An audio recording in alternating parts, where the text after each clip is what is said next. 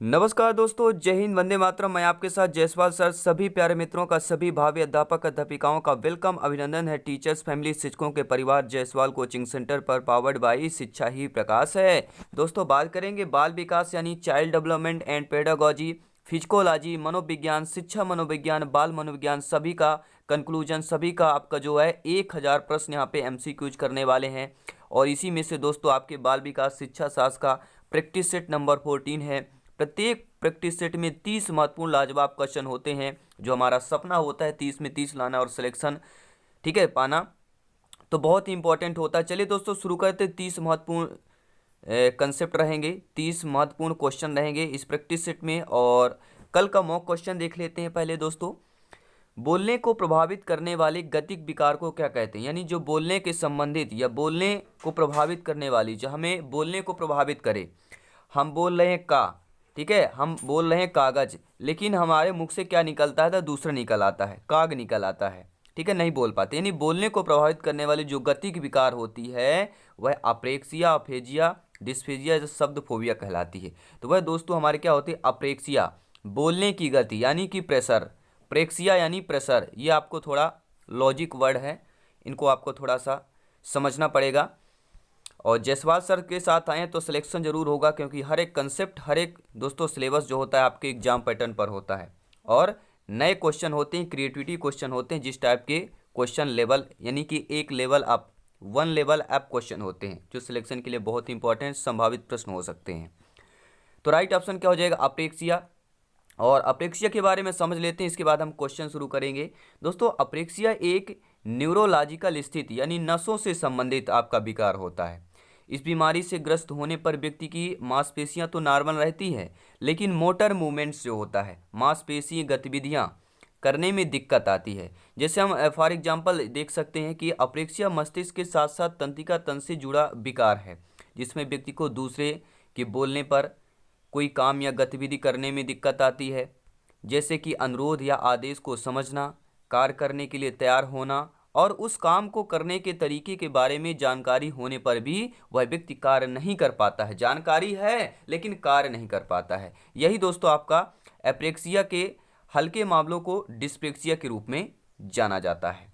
अब देखते हैं दोस्तों आपका पहला प्रश्न शुरू करते हैं। सभी प्यारे मित्र अगर चैनल पे पहली बार विजिट कर रहे हैं तो टीचर्स फैमिली शिक्षकों के परिवार आवर फैमिली को सब्सक्राइब कर लेंगे, क्योंकि यहाँ पर दोस्तों लेटेस्ट नोटिफिकेशन आपको मिलता रहेगा। पहला प्रश्न है दोस्तों, ध्यानपूर्वक हर एक क्वेश्चन का कमेंट करें, फीडबैक करेंगे। दोस्तों, कार्य को आरंभ करने, जारी रखने और नियमित करने की प्रक्रिया हमारी प्रेरणा कहलाती है, संवेदना कहलाती है, सीखना कहलाता है, या प्रत्यक्षीकरण कहलाता है। सभी प्यारे मित्र कमेंट करेंगे। जिनका सपना है अध्यापक अध्यापिका बनना, शिक्षक बनना, हर एक गृहिणी, हर एक भाई बहन, सभी लोग कमेंट करेंगे। तो दोस्तों, कोई भी कार्य करने की आरंभ करना, जारी रखना और नियमित करने की ही प्रक्रिया को प्रेरणा या मोटिवेशन कहते हैं। आप लोग मोटिवेशन वीडियो देखते होंगे, ठीक है, और हमारा चैनल भी है मोरल मोटिवेशन, आप चैनल में जाकर विजिट कर सकते हैं। तो दोस्तों, कोई भी कार्य करने का आरंभ करना, कोई भी कार्य है उसको जारी रखना, नियमित करना। अगर आप क्लास बाल विकास के अटेंड कर रहे हैं, हमारी क्लास आरंभ कर दिया अगर आपने आज से, तो इसको जारी रखना है आपको और नियमित क्लास लेना है। तो यही हमारे क्या कहलाता है? मोटिवेशन, यही हमारी प्रेरणा कहलाती है।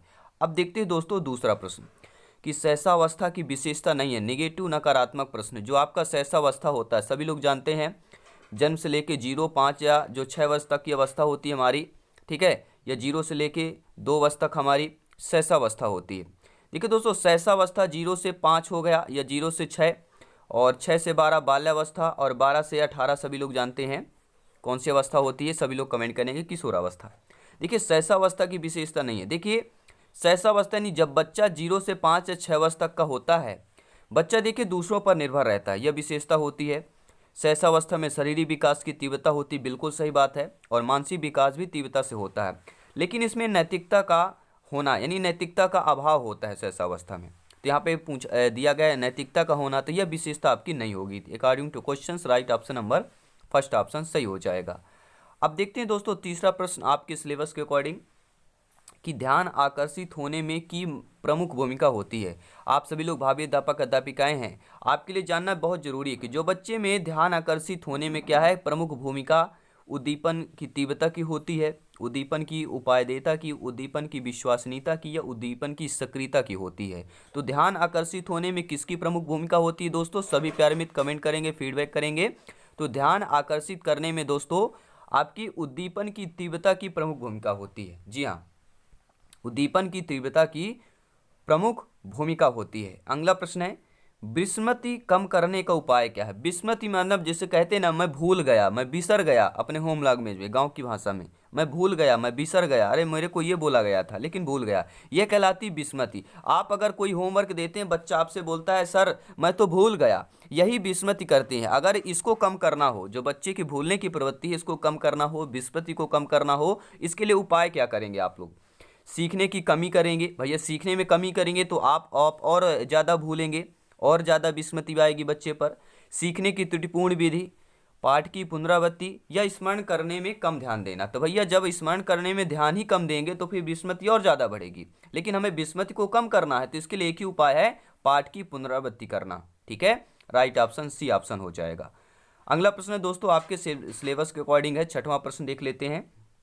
वे शिक्षक जो विद्यालय आधारित आकलन के अंतर्गत कार्य करते हैं, ऐसे शिक्षक यानी आप लोग जो है जो विद्यालय आधारित आकलन के अंतर्गत कार्य करते हैं, तो आप लोग जो है उन्हें, आप लोगों को प्रत्येक शिक्षार्थी को प्रत्येक विषय में परियोजना कार्य देना पड़ता है। शिक्षार्थियों के मूल्यों और अभिवृत्तियों का आकलन करने के लिए रोजाना उनका सूक्ष्म अवलोकन करते हैं। ये दोस्तों व्यवस्था के लिए स्वामित्व की भावना रखते हैं, या उन पर अधिक कार्य का बोझ रहता है क्योंकि उन्हें सोमवार की परीक्षा सहित अवसर परीक्षा लेनी पड़ती है। तो वे शिक्षक जो विद्यालय आधारित आकलन के अंतर्गत कार्य करते हैं, कौन सा ऑप्शन सही होगा? तो राइट ऑप्शन क्या हो जाएगा दोस्तों?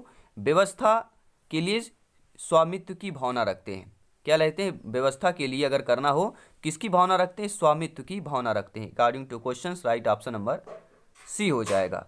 अगला प्रश्न है दोस्तों बेहतरीन लाजवाब है, सिलेक्शन वाला प्रश्न है, संभावित प्रश्न है, आपके एग्जाम में पूछा गया प्रश्न है कि गार्डनर के बहुबुद्ध सिद्धांत के अनुसार वह कारक जो एक व्यक्ति के आत्मबोध में सबसे अधिक योगदान देता है वह आपका संगीतमय है, आध्यात्मिक है, भाषाई है, यह दोस्तों आपका अंतः व्यक्तित्व हो जाएगा। तो गार्डनर के बहुबुद्ध सिद्धांत यानी कि बहुबुद्ध सिद्धांत किसने प्रतिपादित किया? तो आपके गार्डनर ने किया। एक क्वेश्चन यहाँ से तैयार हो गया।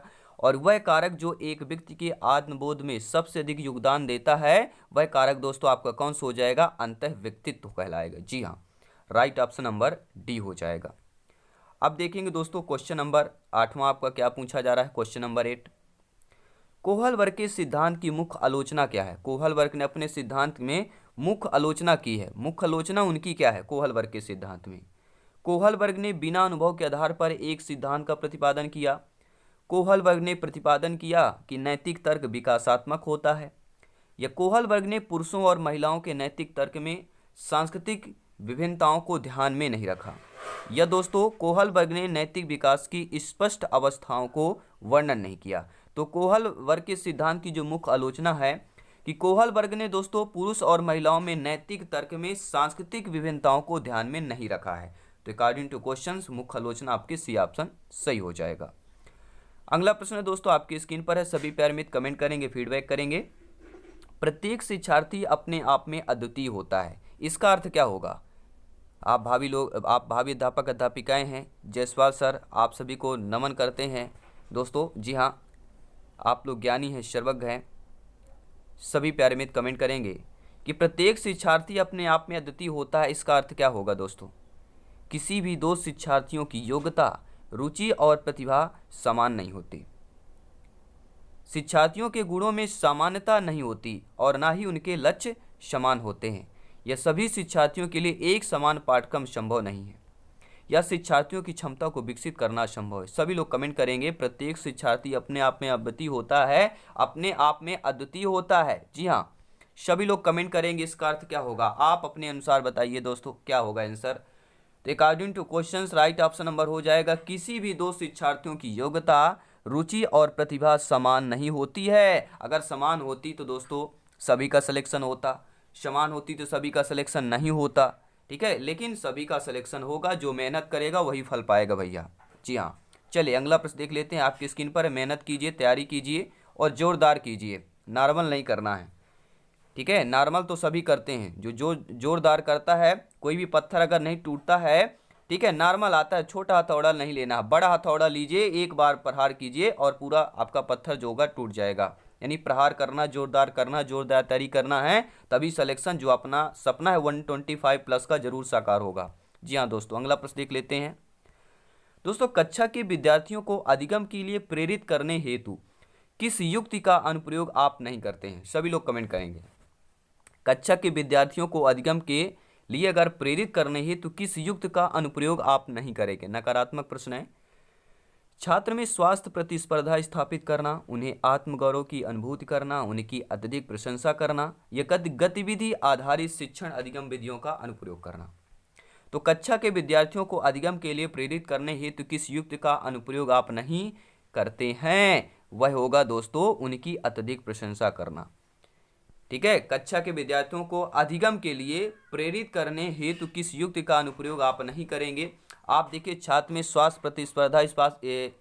प्रतिस्पर्धा स्थापित कर सकते हैं, उन्हें आत्मगौरव की अनुभूति करा सकते हैं, गतिविधि आधारित शिक्षण अधिगम विधियों का अनुप्रयोग कर सकते हैं, लेकिन उनकी अत्यधिक प्रशंसा कीजिए, लेकिन अत्यधिक कहते हैं ना, ठीक है, अत्यधिक सर्वत्र वर्जयेत। ठीक है, अगला प्रश्न देख लेते हैं। लंबाई, भार, त्वचा रंग, पैर, आंखें एवं बालों का रंग, विविधता तथा विचलन को क्या कहेंगे? भावात्मक अंतर कहेंगे, भौतिक, मानसिक, इनमें से कोई नहीं। यानी आप लोग देखेंगे लंबाई में अंतर होता है, बच्चों में, व्यक्तियों में विभिन्नताएं होती हैं, त्वचा में होता है, भार में होता है, पैर से होता है, आंखों से होता है, बालों से होता है। जो विविधताएं होती हैं, विचलन होता है, इसे क्या कहते हैं दोस्तों? इसे ही आपका भौतिक अंतर कहेंगे। जी हाँ, इसे ही भौतिक अंतर कहते हैं। बी ऑप्शन सही हो जाएगा। अगला प्रश्न दोस्तों आपके स्क्रीन पर है कि बालक का प्रारंभिक विकास मुख्यतः किस पर निर्भर है? माता पिता, वातावरण, विद्यालय का वातावरण या समाज की बात करेंगे। तो बालक का जो प्रारंभिक विकास होता है दोस्तों, वह मुख्यतः किस पर निर्भर करता है? तो देखिए, बालक का प्रारंभिक विकास यानी जब बच्चा पैदा होता है उस प्रक्रिया के बाद, ठीक है, प्रारंभिक विकास जो होता है बच्चे का, यानी हम मान सकते हैं 0 से 3 या 0 से 5 वर्ष तक मान सकते हैं। तो जो मुख्यतः किस पर निर्भर रहता है, सभी लोग जानते हैं माता पिता पर। मुख्यतः अगर पूछा जाए तो माता पिता पर ही निर्भर रहता है। तो पहला ऑप्शन सही हो जाएगा।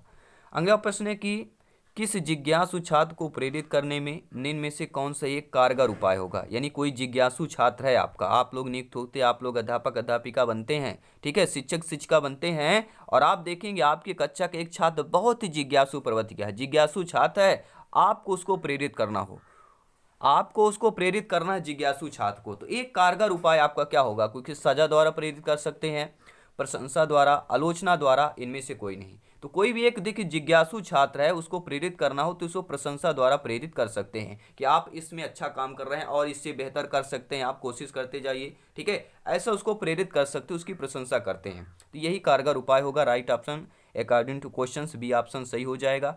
अब देखते दोस्तों अगला प्रश्न, प्यारा सा प्रश्न है जो सीधा सिलेक्शन से कनेक्टेड रहेगा, संभावित प्रश्न हो सकता है, तो ध्यानपूर्वक क्वेश्चन को फीडबैक करेंगे।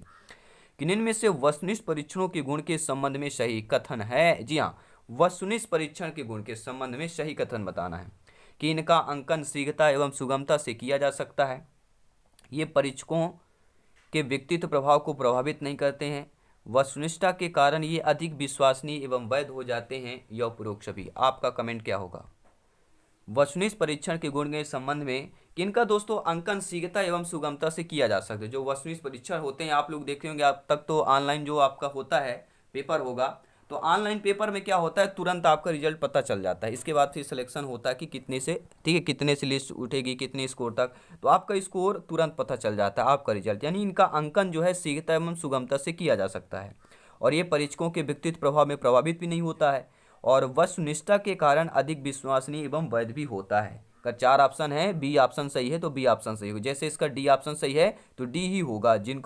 जिन्होंने डी ऑप्शन लगाया होगा उनका सभी को नंबर मिलेगा, जिन्होंने नहीं किया तो नहीं मिलेगा। ठीक है, अब देखते हैं दोस्तों अगला प्रश्न। दोस्तों, अंतर व्यक्तित्व बुद्धि से तात्पर्य क्या होता है? जो आपकी अंतर व्यक्तित्व बुद्धि होती है उससे तात्पर्य स्वयं की क्षमता एवं कमजोरियों की पहचान करना, दूसरों को अभिप्रेरित करने का कौशल, विभिन्न व्यक्तियों को समझने का कौशल, या दूसरों के साथ बातचीत करने का कौशल। तो अंतर व्यक्तित्व बुद्धि का तात्पर्य यही होता है दोस्तों, जो आपके विभिन्न व्यक्तियां होती हैं उनको समझने का कौशल, क्योंकि व्यक्तियों की विभिन्न प्रकार के व्यक्ति होते हैं, ठीक है। तो विभिन्न व्यक्तियों को समझने का कौशल ही आपके अंतर्व्यक्तित्व बुद्धि का तात्पर्य कहलाएगा। According to questions right option number C हो जाएगा। अगला प्रश्न दोस्तों है स्क्रीन पर है कि शिक्षण अधिगम प्रक्रिया की दृष्टि से एक अच्छा शिक्षक वह है। आप सभी लोग भावी अध्यापक अध्यापिकाएं हैं, आप लोग बताइए कि शिक्षण अधिगम की प्रक्रिया की दृष्टि से देखा जाए तो एक अच्छा शिक्षक या शिक्षिका वह है जो कक्षा में बातचीत रोकने में सफल हो जाता है, बातें करने वालों को दंडित करता है, उदासीन है, या जो सोचता है कि बातचीत को सीखने के समाधान या संसाधन के रूप में उपयोग किया जा सकता है।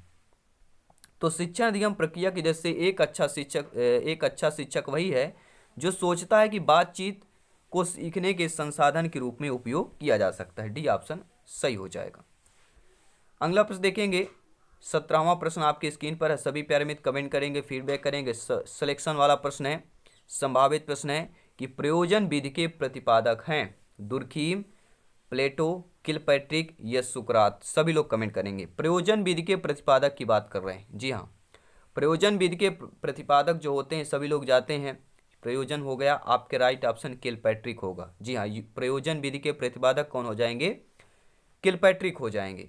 और बात करेंगे 18 नंबर क्वेश्चन, 18वां प्रश्न आपकी स्क्रीन पर है कि कक्षा कक्ष का वातावरण होना चाहिए। जो कक्षा कक्ष का वातावरण है शांत होना चाहिए, शोरगुल से भरा होना चाहिए, अनुशासन से पूर्ण होना चाहिए या मित्रतापूर्ण होनी चाहिए। देखिए, अगर कक्षा कक्ष का वातावरण दोस्तों मित्रतापूर्ण है तो उसमें आपका अनुशासन भी रहेगा, शोरगुल भी नहीं होगा और शांत भी रहेगा। अर्थात कक्षा कक्ष का वातावरण मित्रतापूर्ण होनी चाहिए।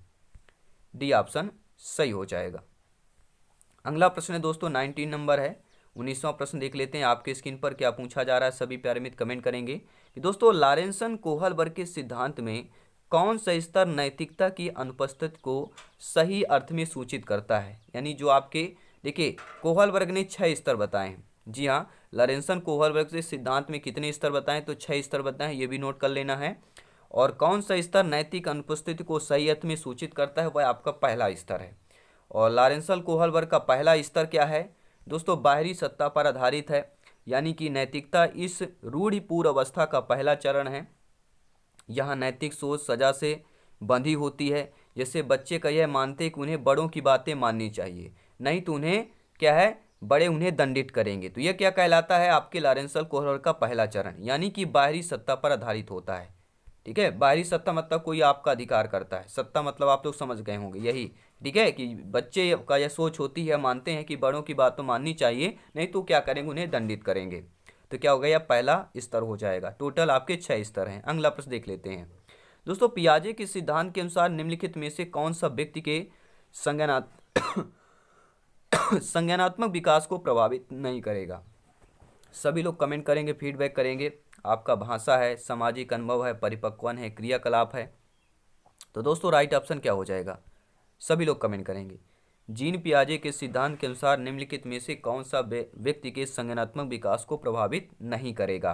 देखिए दोस्तों, संज्ञानात्मक विकास को प्रभावित नहीं करेगा। देखिए, संज्ञानात्मक विकास को आपकी भाषा प्रभावित कर सकती है, परिपक्वन करेगा, क्रियाकलाप करेगा, लेकिन सामाजिक अनुभव जो है, जो समाज द्वारा अनुभव मिलता है, वह आपके व्यक्ति के संज्ञानात्मक विकास को प्रभावित नहीं करता है। तो according to questions right option number B हो जाएगा। अगला प्रश्न देख लेते हैं दोस्तों।